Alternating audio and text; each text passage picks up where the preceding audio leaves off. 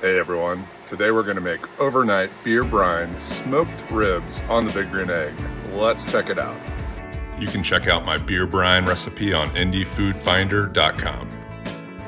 The silver skin came off prior to brining. Now I'm just going to score the meat to let the flavor soak through. I'm using Meat Church's Holy Cow for the rub, but the stuff plays beyond beef. Get a solid base of mustard, shake it on, and pat it in. For my smoking wood, I'm going to use a stave from a bourbon barrel. As the temperature gets up to 225 indirect, I'm going to open up the grill, throw on the meat. Could barely get this to fit. Had to actually change the angle here.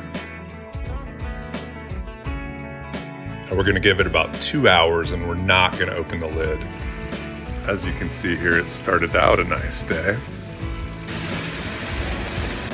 The thing about a low and slow smoke is the weather can change. Hard to hear here, the tornado sirens are going off, so hopefully these ribs make it out of the grill.